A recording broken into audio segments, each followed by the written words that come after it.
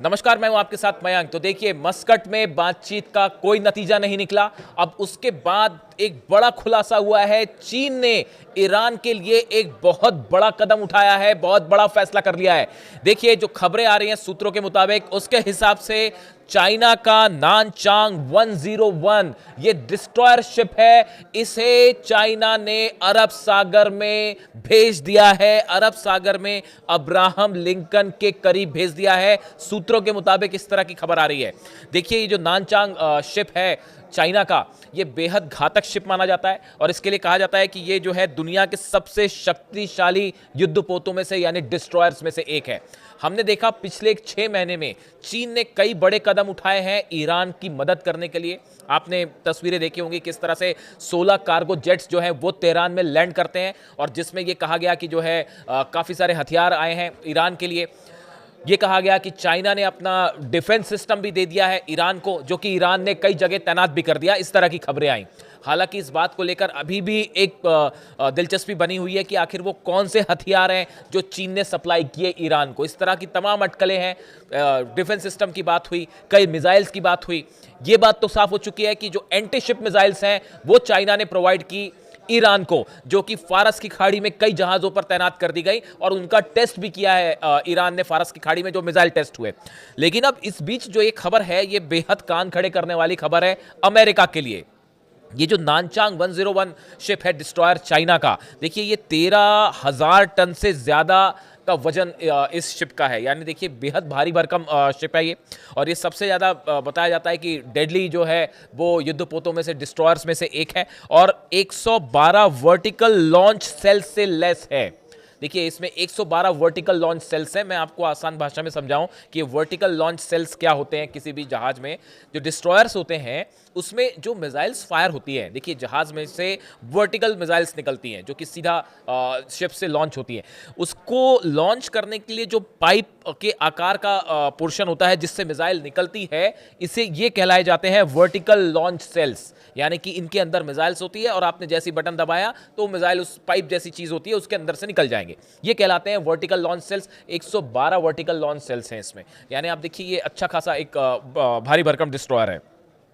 इसमें लंबी दूरी की मिसाइल्स हैं जो समुद्र में वार कर सकती हैं, हवा में हमले कर सकती है और इसके अलावा अलग अलग कॉन्टिनेंट है उस पर भी, यानी ज़मीन पर भी हमले कर सकती है। अब देखिए ये सब मैं क्यों बता रहा हूँ, ये इसलिए अहम है क्योंकि कई सारे जो नेवी से जुड़े एक्सपर्ट्स हैं, वाटर जो वॉर्स होते हैं इनसे जुड़े जो एक्सपर्ट्स हैं, मैरीटाइम एक्सपर्ट्स हैं, उनका कहना ऐसा है कि क्या चाइना ने इशारों इशारों में अमेरिका को ये संदेश दे दिया है कि अगर अब्राहम लिंकन से किसी भी तरह का हमला होता है ईरान पर तो पीछे से चाइना मदद के लिए खड़ा है और अगर आपके डिस्ट्रॉयर्स हैं तो हमारे भी डिस्ट्रॉयर्स वहां पे तैनात हैं। इसका संदेश ये माना जा रहा है। देखिए ये जो जहाज है ये अरब सागर में अक्सर प्रैक्टिस करता है और हिंद महासागर में भी होता है, इस तरह से इसका वो होता है। लेकिन इस समय फिलहाल जो हालात हैं इसमें ओमान की खाड़ी में जो इलाका ओमान की खाड़ी का है ये बेहद अहम हो गया है। पहले जो अब्राहम लिंकन है वो ओमान की खाड़ी में ही था, फारस की तरफ आगे बढ़ रहा था, लेकिन उसके बाद जिस तरह से मिसाइल परीक्षण हुए एक के बाद एक फारस की खाड़ी में, इसकी वजह से अब्राहम लिंकन को पीछे आना पड़ा, अरब सागर में आना पड़ा। अब ये भी अरब सागर में है और जो जानकारी आई उसके मुताबिक चाइना का ये शिप भी जो है वो अरब सागर की तरफ अब रवाना कर दिया गया है। देखिए इसमें जो है YJ-21 hypersonic anti ship missiles हैं इसमें, जो कि अगर फायर की जाए तो किसी भी जहाज को वो डुबो सकती हैं। तो इस लिहाज से ये एक बड़ा कदम माना जा रहा है। पिछली जो सीरीज है उसमें हमने देखा कि सैटेलाइट से चाइना मदद कर रहा है। एक एक जानकारी मैं आपको बता चुका हूँ, कौन से अमेरिका के बेस पे कितने प्लेन्स हैं, कहाँ कहाँ वॉरशिप्स तैनात हैं, सब कुछ जानकारी चाइना दे रहा है। यहाँ तक कि जो बताया गया कि शाहिद ड्रोन जो कि अब्राहम लिंकन के करीब पहुँच गया था, देखिए उसको, उस ड्रोन को ओमान की खाड़ी में या अरब सागर में इतने करीब पहुंचना अब्राहम लिंकन के, ये बिना सैटेलाइट की मदद के संभव नहीं है। और ये बताया जा रहा है कि चीन ने बड़ी मदद करी ईरान की और उसी के जरिए ये शाहिद ड्रोन जो है वो अब्राहम लिंकन के बेहद करीब पहुंच गया था और जिसकी वजह से फिर उसको गिराना पड़ गया।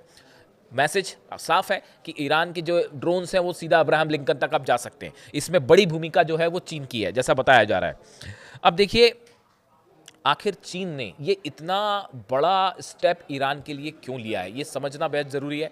देखिए वेनेजुएला से जो ऑयल सप्लाई हो रहा था चाइना को, चाइना का बड़ा ऑयल का मार्केट था जो कि वेनेजुएला से जा रहा था, अमेरिका ने उसे रोक दिया।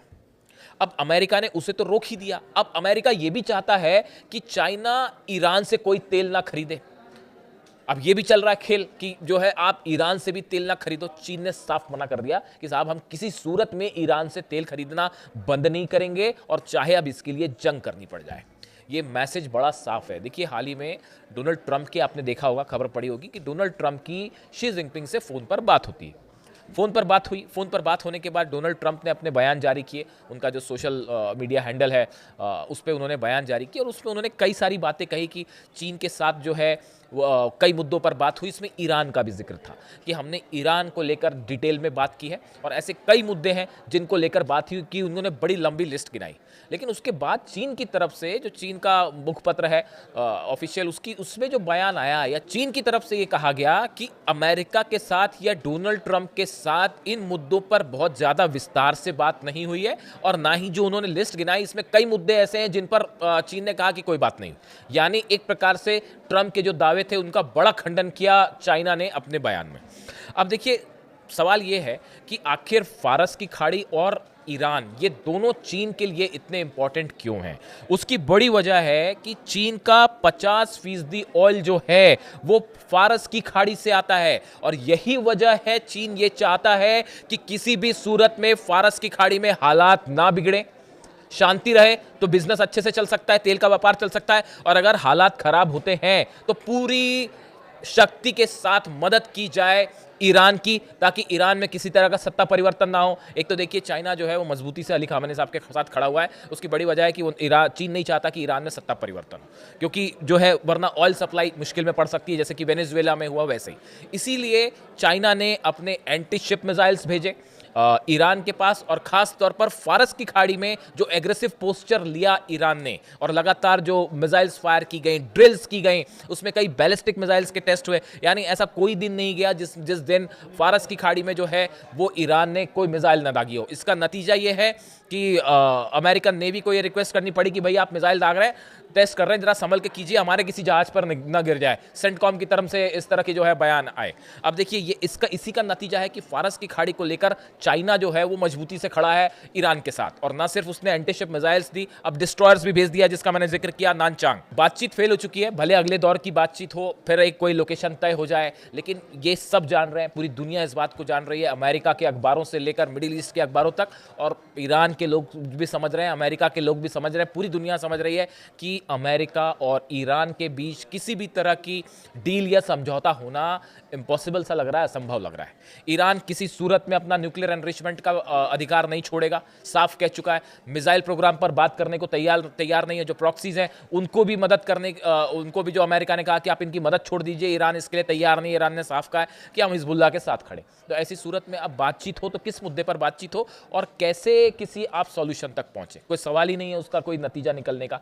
इस सूरत में ये फिर से एक बार हालात जो हैं वो पिछले 24 घंटों में जंग की तरफ बढ़ गए हैं। जो बातें चल रही थी कि किसी तरह की बातचीत होगी, देखिए अमेरिका की तरफ से कोई बयान नहीं आया। जो बातचीत हुई मस्कट में, उसको लेकर सबकी नजरें थी कि अमेरिका क्या कहता है। अब्बास अरागची साहब जो विदेश मंत्री, उनकी तरफ से बयान आया, उन्होंने कहा हमने पॉजिटिव माहौल में बात की है, हमने अपनी बात सामने रख दी कि सिर्फ हम न्यूक्लियर मुद्दे पे बातचीत करेंगे और हम किसी मुद्दे पे बात नहीं करेंगे, और उन्होंने एक खुले दिल से अपनी बात सामने रख दी।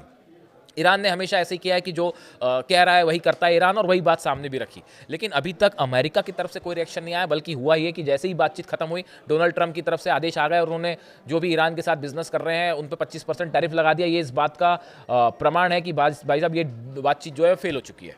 अब ये एक प्रकार से इसको अनाउंसमेंट माना गया कि जैसी अगर बातचीत सफल होती दिखाई देती तो ट्रंप कतई टैरिफ की बात नहीं करते ईरान पे। इसीलिए एक्सपर्ट से मान के चल रहे हैं कि वो पहले से ये कहा जा रहा था कि डील किसी नतीजे पे नहीं पहुंचे।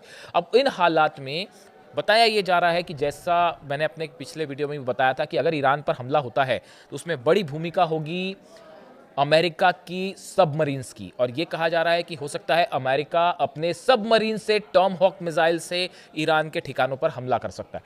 फाइटर जेट्स अंदर जाएंगे तो मुश्किल है, S-400 भी हो सकता है, चाइनीज डिफेंस भी हो, और उसके बाद फिर वो फाइटर जेट एक भी गिरा अगर F-35 या F-16, बड़ी खबर बनेगी। ऐसी सूरत में माना जा रहा है कि टॉम हॉक मिसाइल से हमला हो सकता है सबमरीन से, या फिर अब्राहम लिंकन तो है ही, अब्राहम लिंकन से भी टॉम हॉक मिसाइल से F-16 या F-35 क्रॉस करेंगे, इसकी संभावना बेहद कम नजर आ रही। तो अब मिसाइल से हमला होता। इस सूरत में समंदर में बड़ी जंग हो सकती है और यही वजह है जो चीन ने जो एंटी शिप मिसाइल्स भेजे कार्गो जेट से, चाइना ने अपना जो है नानचांग भेज दिया है 101 मदद के लिए। कई और चीन के डिस्ट्रॉयर्स जो प्रैक्टिस करने साउथ अफ्रीका गए थे वो अभी वापस ही नहीं पहुंचे हैं, वो रास्ते में मंडरा रहे हैं। ये भी देखिए रूस और चीन दोनों की ईरान के साथ बड़ी जो एक्सरसाइज हुई साउथ अफ्रीका में, उसके बाद जो डिस्ट्रॉयर्स वहां गए थे प्रैक्टिस के लिए वो अभी वापस नहीं पहुंचे, वो रास्ते में ही है। उनको चाइना और रशिया दोनों ने रास्ते में रखा है कि भाई ज़रूरत पड़ जाए तो जो है वो अगर जंग हो जाती है तो इस बार मदद की जाए ईरान की, फैसला हो चुका है। इस सूरत में चीन और रूस दोनों मजबूती के साथ खड़े हैं और इसीलिए कहा जा रहा है कि इस बार जंग हुई तो ये जंग जो है पूरे मिडिल ईस्ट से एक बड़े युद्ध की शुरुआत होगी। अब इससे जुड़ा जो भी अपडेट होगा मैं आप तक पहुंचाऊंगा। वीडियो कैसा लगा कमेंट करके बताइए। Thank you so much.